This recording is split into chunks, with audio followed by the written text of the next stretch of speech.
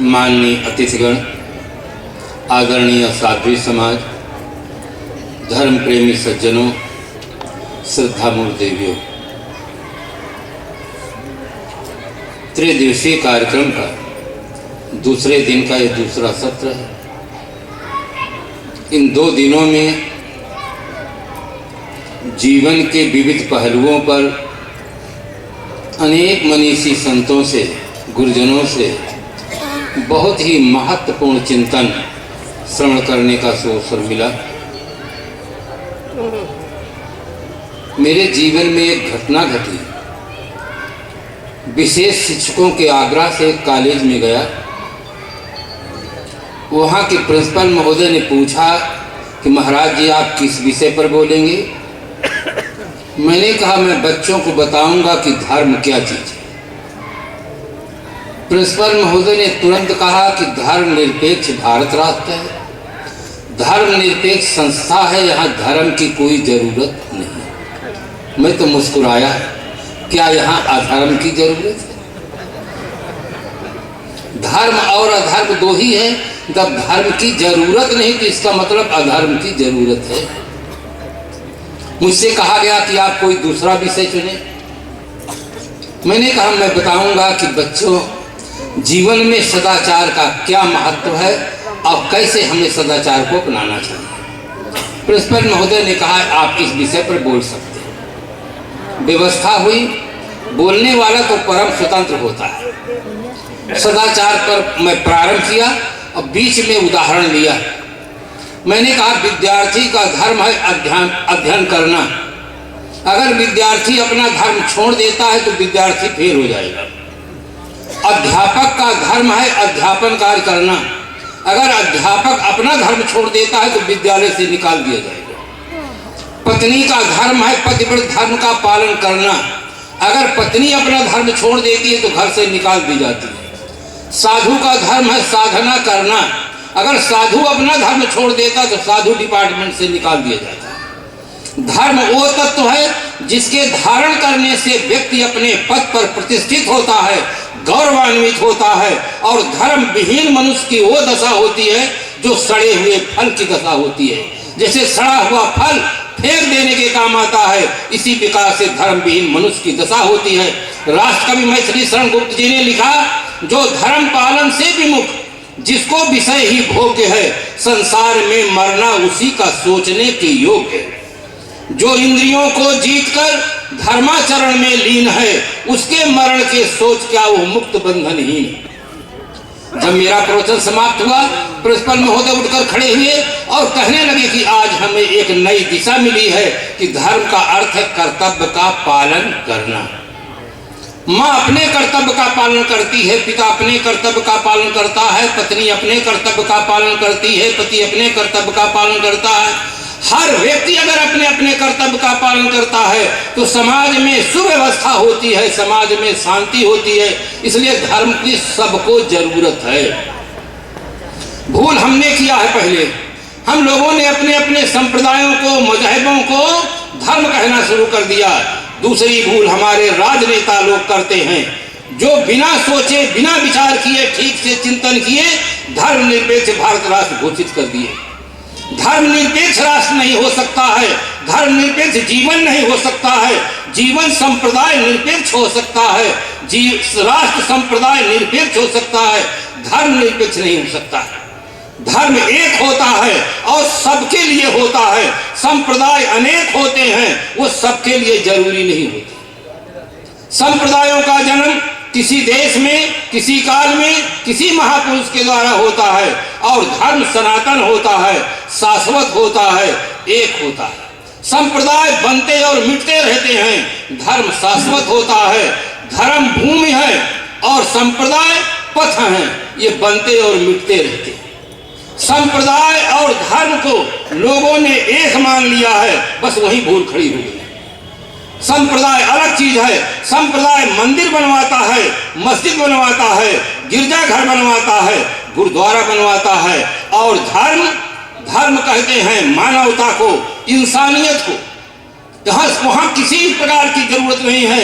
एक कवि ने सुंदर लिखा, मंदिर में जाकर देखा तो हिंदू दिखे, मंदिर में देखा तो हिंदू दिखे, मस्जिद में देखा तो इस मुसलमान दिखे, गिरजाघर में देखा ईसाई दिखे, और उपाश्रय में देखा जैन दिखे, चैत्य में देखा बौद्ध दिखे, मगर सिनेमा घर में देखा तो सब दिखे।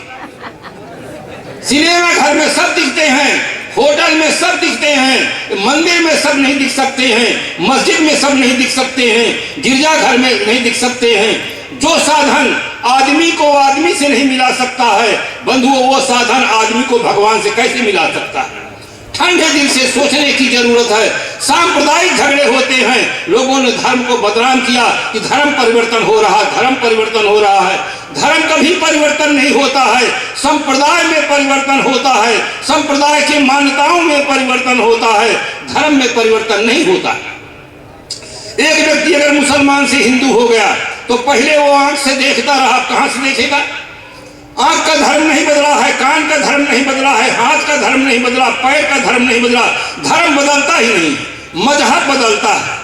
पहले वो मस्जिद में जाता रहा, मंदिर में जाने लगा, पहले अल्लाह अकबर के दान करता रहा, ओम भूर्भुवः स्वः कहने लगा।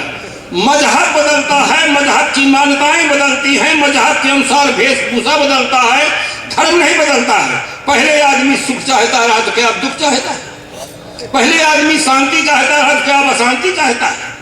कहीं ना मन का धर्म बदलता है, ना इंद्रियों का धर्म बदलता है, ना आत्मा का धर्म बदलता है।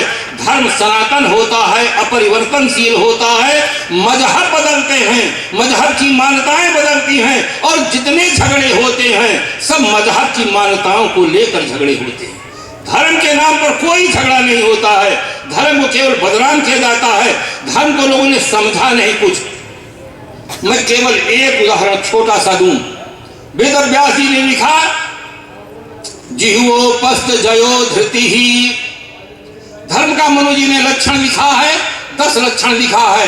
धृति ही क्षमा दमो स्तेयम शौचमिंद्री निग्रह धीर विद्या सत्यम क्रोधो दशकम धर्म लक्षणम। न कहीं ईश्वर का नाम है, न किसी देवी देवता का नाम है, न हवन संध्या तर्पण का नाम है, केवल मानवीय गुणों का नाम है। मनुस्मृति उठाकर देखे। धृति ही धैर्य, वेद व्यास जी ने उसका विस्तार कर दिया। जिह्वोपस्थ जयो धृति ही। जिह्वा और उपस्थ इन 2 इंद्रियों पर जय प्राप्त करने का नाम धृति। आज आदमी जिह्वा पर कंट्रोल नहीं कर पा रहा है, उसके कारण से सुबह से शाम तक में लाखों प्राणियों की हत्या हो रही है। बकरा काटे जाते हैं, मुर्गा काटे जाते हैं, मछलियां काटी जाती हैं, और न मालूम कितने प्राणी काटे जा रहे हैं। केवल आदमी जिह्वा के स्वाद बस ऐसा कर रहा है। जिह्वा पर आदमी कंट्रोल नहीं कर पा रहा है तो खाने के बाद बढ़िया से बढ़िया मिठाई खाता है, उसके बाद तमाकू रगड़ता है, जहर, गुटखा खाता है, पान पराग खाता है, राजश्री खाता है। बढ़िया से बढ़िया उसको दूध पिला दो, मौसमी का रस पिला दो, संतरा का रस पिला दो, जब तक वो बीड़ी सिगरेट नहीं पीता उसको कुछ मजा ही नहीं आता। ये आदमी अपने जिह्वा पर कंट्रोल नहीं कर। मैं धर्म का एक लक्षण बताता हूं कि अगर एक लक्षण आदमी धारण कर ले तो उसके जीवन में क्रांति हो सकती है, मानवता आ सकती है, अगर आदमी अपने जिह्वा पर कंट्रोल कर ले। दूसरा बताते हैं, उपस्थ जयो धृति ही। उपस्थ इंद्री पर अगर आदमी जय प्राप्त कर लेता है तो उसका नाम धृति है। अगर आज आदमी उपस्थ पर जय प्राप्त करता तो अपहरण नहीं होता, बलात्कार नहीं होता, जनसंख्या वृद्धि की समस्या नहीं पैदा होती। धर्म हमें जीवन जीने की कला सिखाता है, जीवन को हम कैसे जिए जिससे हमारा जीवन सार्थक बने। विज्ञान दृश्यमान पदार्थों का अनुसंधान करता है कि ये पदार्थ क्या है, मिला देने पर क्या बन सकता है, ये विज्ञान का विषय है। बाहर के पदार्थों का अनुसंधान करना, और धर्म अनुसंधान करने वाला कौन है, उसका अनुसंधान धर्म करता है। धर्म दृष्टा पदार्थ का अनुसंधान करता है और विज्ञान दृश्यमान पदार्थों का अनुसंधान करता है। दोनों के अनुसंधान की दिशाएं भिन्न भिन्न हैं, किंतु दोनों विरोधी नहीं हैं, एक दूसरे के पूरक हैं। जीवन में हमें भौतिक समृद्धि भी चाहिए और जीवन में शांति भी चाहिए, दोनों हमें चाहिए। किंतु आज धर्म के अभाव में आदमी की क्या दशा हो गई। आज आदमी बाहर से संपन्न होने पर भी भीतर से विपन्न क्यों है? क्या कारण है? एक शायर ने 2 पंक्ति में बहुत साफ साफ कहा, आज आदमी के पास TV set, sofa set, dinner set, golden set, diamond set, सब सेट है, केवल माइंड अपसेट। उसके पास सब सेट है, केवल उसका माइंड अपसेट है। गलत खाता है, गलत पीता है, गलत सोचता है, गलत करता है।